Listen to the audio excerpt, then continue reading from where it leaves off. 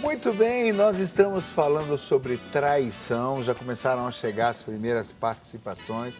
Você pode entrar em contato pelo 19 3871 9620. 19 3871 9620. Se quiser o anonimato, não tem problema, a gente não diz o seu nome, fica tranquilo, participe porque esse assunto é muito importante.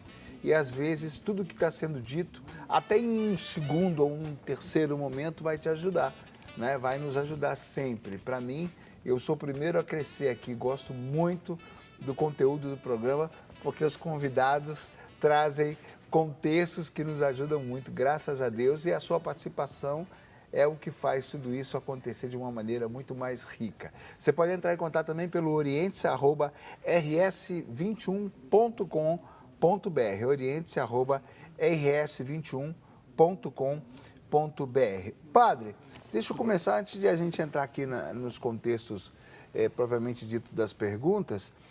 No caso aí, para a gente falar de uma maneira que a gente não entre tanto na teologia, mas para falar nesse caso da traição, vamos falar assim, o pecado,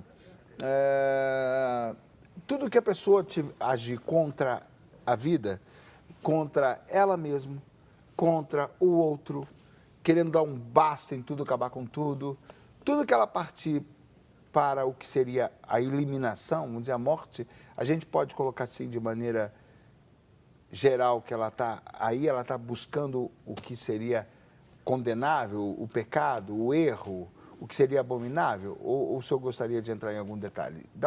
Dá uma geral para a gente, para ajudar. Como você mencionou, mas assim, a pessoa, quando nós primamos pela vida, sempre a vida, em todos os aspectos, em todos os momentos da vida. E quando esta vida ela é atingida, é uma infidelidade. Mas o próprio remorso, ela está permitindo que forças de morte tirem dela a esperança, a alegria. Como ele estava citando, a pessoa trair a si mesmo. Ela, sob certo aspecto, a gente começa a pecar contra a própria vida. Contra a própria vida, sim, sim. Não é? Sim, é um remorso. E por isso que ela tem que buscar uma orientação, tanto psicológica quanto da igreja ou de um amigo, que às vezes não busca. Falta. Falta esta busca, esse deixar-se conduzir e tirar essas entranhas, essas telhas de aranhas. A gente fala traição porque a gente confia as coisas mais sagradas, que a gente tem para alguém. Para um amigo, para um parente, para o marido, para a esposa, para um filho, para um pai. E quando ele, por exemplo, um pai que pega um segredo de um filho e em vez de guardar com ele, daqui a pouco quando o filho vê, ele está fazendo chacota com um amigo mais velho, o amigo dele, sobre a situação do filho, e o filho se sente traído. Então, a traição é quando a gente entrega, muitas vezes, daqui a pouco você entra, calma, já está se coçando ali, deixa eu entrar. Quando a gente entrega isso tão sagrado nosso, confia a alguém e alguém faz um mau uso. A tendência de todos nós é ficarmos em cima dos sentimentos ruins. Sim, sim. Não é? E aí a gente já está lutando contra a própria vida, colaborando para a nossa própria morte da alma, da alegria, da existência, não é? Sim, com certeza.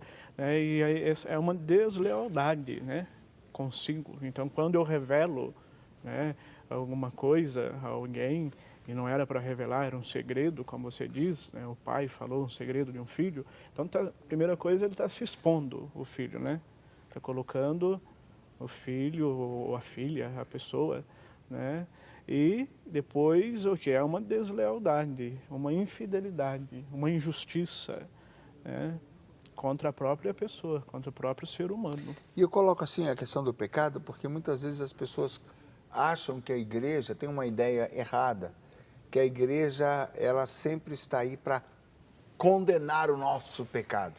E, na verdade, nesse aspecto, como a gente está colocando, a igreja quer preservar a vida, sim, a esperança de todos, a comunhão, que volte a paz e que as coisas se reconciliem, né, situações. A igreja, ela é misericordiosa, né? O Papa Francisco voltou a essa palavra, né? Ele falou então da misericórdia, né? Um Deus é misericordioso, que ama, né? Então nós também temos que exercer o quê? A misericórdia para com o outro, para com o próximo, né? E muitas das vezes nós queremos até apontar, né, o defeito e não queremos o quê? Apresentar que existe uma solução. A gente pode cair na ideia de querer muito mais a justiça do que a solução. Sim, sim, sim. Queremos justificar, apontar o erro e não condenar. Resolver a situação do jeito que eu acho. Sim, sim. Mas Deus é misericórdia e nós, sendo cristãos, devemos o quê? Pautar pela misericórdia, sempre. Daí é onde o Reginaldo entrou colocando que, às vezes, a pessoa ignora o que ela está fazendo, né, Reginaldo? A própria pessoa que não soube lidar com o seu sagrado, aquele amigo, né, ou aquele marido, ele não tinha maturidade para lidar com o nível da sua sinceridade. Ele mesmo não tinha maturidade para... Ele mesmo não se entrega tanto quanto aquela esposa, por exemplo. Exatamente. Né? Acontece esse desnível de maturidade também, né? Acontece sim, né? Eu acho, tocando um pouquinho na Bíblia, tem um verso na Bíblia que ela é bem clássica, que fala que nunca dê pérola aos porcos. Sim. Ou seja, não conte segredos ou coisas muito íntimas para pessoas que não estão preparadas para isso. E, às vezes, quando você está tentando criar um vínculo com a pessoa, está criando uma cumplicidade com a pessoa, você começa a contar coisas a essa pessoa. Só que você, às vezes, não sabe que ela não está preparada ainda para lidar com segredos, com essa intimidade, ela não consegue guardar isso. E aí acontece da pessoa, ela não está ainda madura e ela acaba revelando isso para outras pessoas, né? Então, esse desnível pode acontecer sim. E esse desnível você vai descobrir só revelando e passando pela dificuldade, pela situação mesmo. E aí fica um ensinamento, né? Uma vez eu errei, se eu erro duas vezes, a questão já não está no outro, né? A questão está em mim. Quer dizer, eu preciso perceber quem é essa pessoa que eu tô revelando essa situação. Ô, Reginaldo, e no caso de um casal fica bem complicado, porque aí envolve o que aconteceu há 3 anos atrás, que ainda trago os resquícios em mim, aí ainda vou lembrar o que você disse, então, mesmo que a pessoa esteja errada, pelo envolvimento emocional, ela vai ter uma real dificuldade de perceber também que o erro é só dela. Isso. Porque, às vezes, com a indignação do outro, o outro disse coisas que não devia, passou dos limites, me ofendeu. E você disse, aí fica aquela briga por quem tem razão, né? Exato. A gente tem que pensar em 2 critérios em relacionamento, né? O critério da justiça e da verdade e o critério da afetividade. Quando você entra no critério da justiça, você entra no critério racional. Quer dizer, quem tem a razão, quem está certo. E geralmente esse critério, ele serve só para diminuir o outro e achar que eu sou vencedor. Mas quando há um vencedor, os 2 são perdedores. São perdedores. Quando há um vencedor, os 2 são perdedores. Anota aí a conclusão do nosso Reginaldo para a noite de hoje sobre traição. Quando há um vencedor, os 2 são perdedores. O Rubem Alves, que é um filósofo campineiro aqui bastante renomado, né, no Brasil, ele brinca com a metáfora do tênis e do frescobol. O que ele fala? Ele fala assim, há casamentos que são tênis e há casamentos que são frescobol. Casamento tênis, o que é isso? Eu jogo de uma forma para o outro errar e eu sou vencedor. Então, a pessoa se sente feliz porque acertou, porque disse uma coisa que o outro não entendeu, porque é o dono da verdade. Só que, na verdade, os 2 estão perdendo. E tem casamentos frescobol, ou seja, eu jogo de uma forma para o outro acertar. E o outro joga de uma forma para eu acertar. Os 2 acertando, quanto mais tempo a bola estiver no ar, os 2 estão felizes, né? Então, assim, eu acho que essa é uma referência de relacionamento, é o frescobol. Os 2 têm que ser vencedores, né? E sobre o que você comentou aí, Laércio, acho que vale, para não virar essa guerra, eu acho que também tem um momento certo para você pontuar para a pessoa que ela errou. Então, às vezes, tem pessoas que não têm Nossa, paciência e já querem falar tudo. Difícil. É difícil, é difícil. Mas, às vezes, tem aquele momento certo que a pessoa faz aquilo, ou a pessoa está num estado de humor legal, você fala, pô, acho que agora é o momento para eu me posicionar sobre aquele evento que foi chato há um mês atrás, há 2 meses atrás. Então, tem que ter também um pouquinho desse engolir o sapo, ter um pouquinho de paciência. O engolir sapo é muito difícil para a gente que tem um temperamento forte, no sentido de não poder dizer tudo que você tem que ouvir. Você tem que ouvir, mas eu não posso dizer. Que eu vou complicar a situação. Exato. A coisa vai travar e às vezes é melhor mesmo calar. Né? E aí eu acho que envolve a questão da sabedoria, do equilíbrio, né? Não falar nada e falar tudo são os 2 extremos, né? Exatamente. E aí vale o contexto muito certo para falar. E que isso geralmente acontece na velhice em que há sabedoria, né? Mas se você já sabe como funciona, se der para você usar antes... Está me chamando de velho?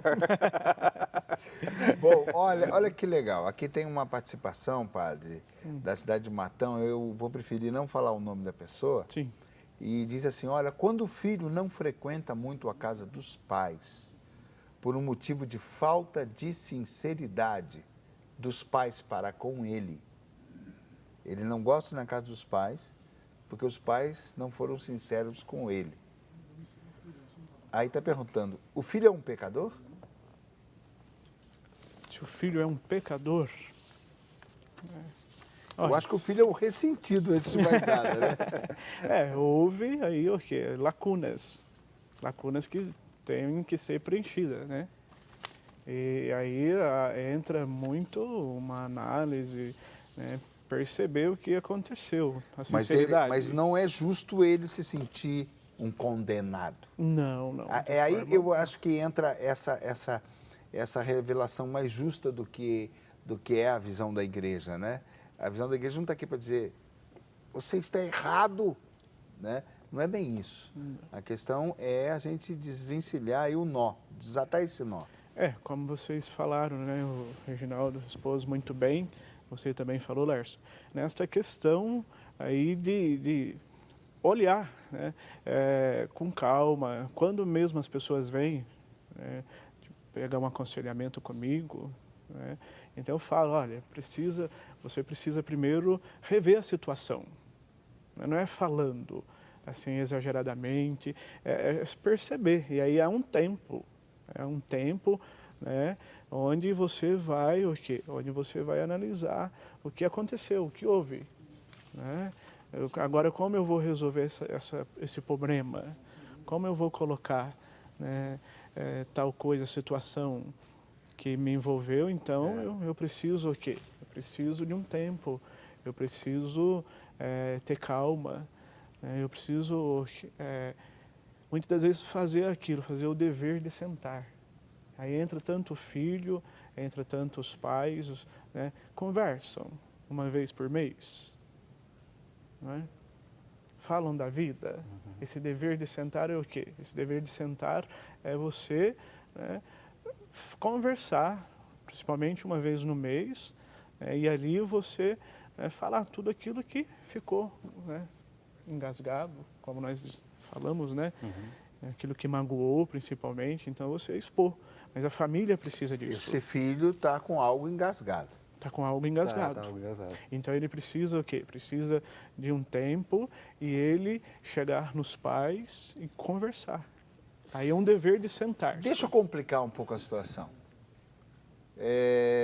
A gente pode concluir, então, que a situação em si, não vamos falar de ninguém, ela merece misericórdia. Sim, certo? sem dúvida, misericórdia. Agora, vamos complicar ainda um pouco mais a situação. Pela diferença de idade ou pela situação, talvez, de autoridade dos pais, vamos dizer que não exista condições dos pais terem esse nível de maturidade ou de generosidade de sentar com esse filho e conversar francamente. E a situação quase que perdure ou permaneça assim. Permaneça assim. Esse filho, ele vai... Aí inverte tudo. Ele precisa ter misericórdia. Ele precisa ter humildade. Humildade. A humildade né, vai levá-lo a conversar com os pais. A humildade vai levá-lo Mesmo que os pais a abrir não o queiram. coração. Mas, então, isso acontece muito no atendimento, né? Eu falo, primeira coisa, você tem que rezar. Você tem que rezar o Espírito Santo, porque é o Espírito Santo que vai conduzir a situação. É Ele que conduz toda a nossa vida, né?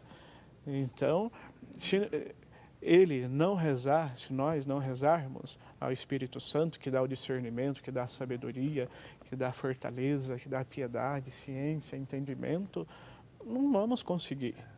Não vamos conseguir resolver os problemas da nossa vida.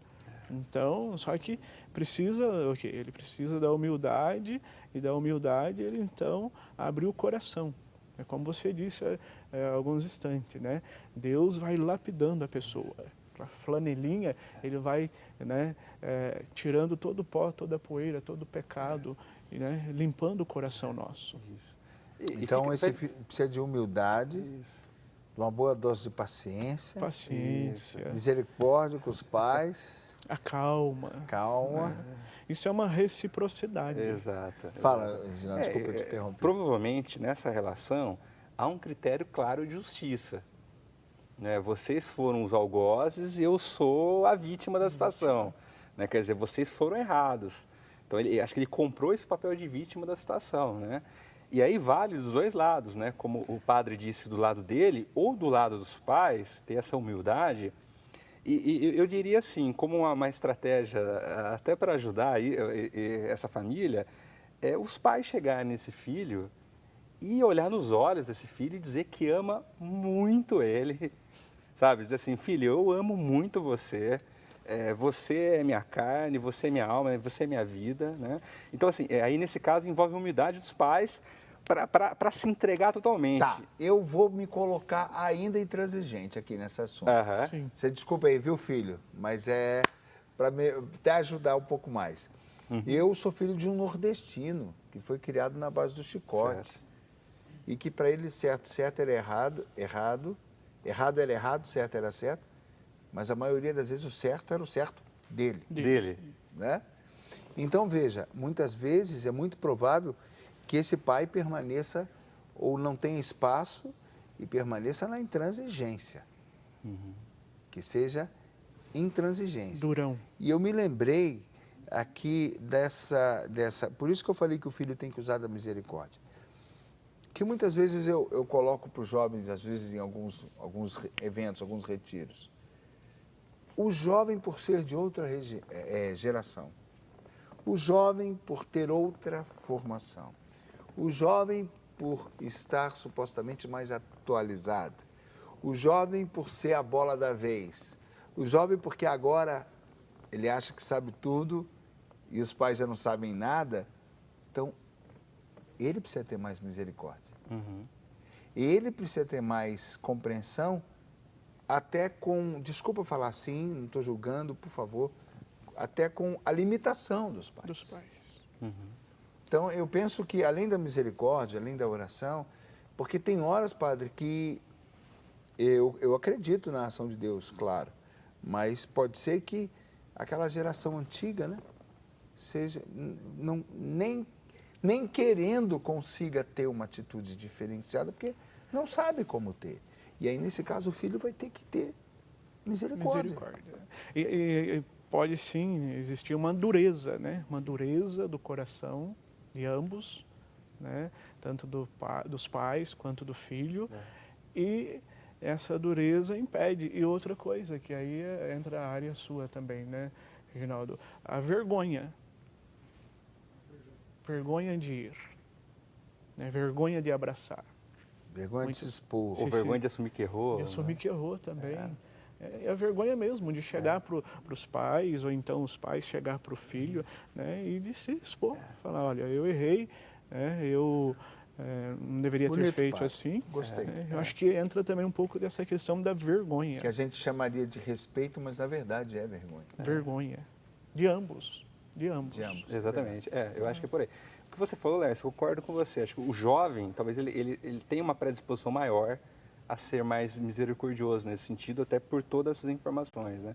mas pode partir de ambos os lados, né? Pode partir de ambos os lados. Mas vamos inocentá-lo? Ele está em pecado, padre? Essa foi a pergunta.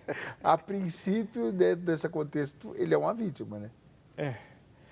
Só Deus sabe. Só se ele Deus está sabe. em pecado ou não. Às vezes todos são vítimas, né, ali, né? Ali todos são vítimas, exatamente. Sim, Por isso que eu gosto da colocação da psicologia. Mas é muito interessante tudo isso, porque a gente vai percebendo que aquela história, né? Quando alguém está ganhando, como é que você falou? Quando tem um vencedor, na verdade, todo mundo está perdendo. Os dois estão Né? perdendo. Então, os pais estão vencendo, mas a situação toda... Para ambos estão perdendo, né? Sim. Né? O que a igreja oferece numa situação de traição, padre? A Hilda está perguntando, onde o traidor continua traindo. Qual seria a sua palavra? Olha, a igreja, quando essa questão de traição, a igreja, ela acolhe, ela orienta a pessoa, né, ela é misericordiosa, como nós já falamos. Agora aí entra outra questão, né? O traidor, ele continua fazendo a mesma coisa. Aí ele precisa mais do quê? De um puxão de orelha bem grande, né? Aí precisa de uma chamada de atenção mesmo, para ele perceber que ele está no erro. Agora, continuar no erro, né? Então, errar uma vez, errar duas vezes e continuar errando. É muito subjetivo falar, porque ela não diz quanto tempo, como é que a gente não sabe os detalhes da situação, mas a gente pode perguntar aí, e a psicologia, o que diria para essa esposa? Em cima do que o Alessandro disse, eu acho que inicialmente a gente começa com amor. Né? A gente tenta tocar a outra pessoa com amor para tentar ver se ela entende o que está acontecendo e ela se responsabiliza pela situação. Se a gente começa a perceber com amor não está dando resultado, a gente tem que ser um pouco mais firme, contundente e mostrar para a pessoa o quanto ela está sendo injusta, o quanto ela está sendo traidora de si mesma em relação aos valores, o quanto ela não está se responsabilizando pelo relacionamento conjugal, pela família, né? Então aí vale a pessoa ser um pouco mais firme com ela, né? Eu acredito que o amor, ele ajuda muito para lidar com as pessoas. Mas se às vezes você é muito bonzinho, o outro não muda, não. Exato. Estamos entrando naquele contexto da esposa. Não sei se é a esposa, né? Mas o contexto que eu dei de exemplo de uma esposa que se anulou. Se um se anula demais, não ajuda, não. Exatamente. Que nesse caso o amor é eu ir além. Isso é muito difícil, é um exercício muito exigente, mas além dos meus sentimentos, eu mostrar o quanto tudo está sendo perdido por causa disso, como você colocou muito bem, quanto que ela está se traindo, quanto que ela está traindo os filhos, o quanto que ela está jogando fora o que foi conquistado até aqui, o quanto está botando tudo a perder, às vezes por uma empolgação. Exatamente. Um prazer. Exatamente. Um prazer, um momento impensado. Uma aventura. Exatamente. Aventura. Né? Então é muito difícil para um esposo ou para uma esposa ter essa cabeça fria na hora, porque você está envolto de todos os seus sentimentos, envolvido, está tudo aflorado ali, mas você tem que se manifestar de uma maneira... Tem que se posicionar, né, Lércio? De uma maneira mais ativa. Chamar a atenção, né? E aí entra esse conversar, né? Conversou uma vez, conversou duas vezes, e ali então tem que ter o quê? A pessoa não pode ficar sendo infiel, ela está magoando. Ela está mexendo com sentimentos. E a outra não pode ficar passiva. Não pode ficar passiva. Exatamente. A situação não pode, então a gente concluindo, a situação não pode se perpetuar. Não. Exatamente. É um calo, virou assim, é uma distorção, é assim mesmo, nasceu torto, cresceu torto, vai morrer torto. Isso Exatamente. não é aceitável. Aí vive infeliz. Uma vivência. Bom, esse é o Oriente, estamos falando desse assunto tão exigente, você está vendo o quanto que a gente precisa crescer, o quanto que a gente precisa se exercitar, o quanto que a gente precisa sair de si, o quanto nós teremos de desafios pela vida, com um amigo, com um colega, com um pai, com a esposa, com o esposo, com o filho, com a mãe. Olha, graças a Deus que é assim, né? Só assim a gente cresce, a gente precisa ser exigido, né? Bom, nós vamos para o intervalo, a gente volta já.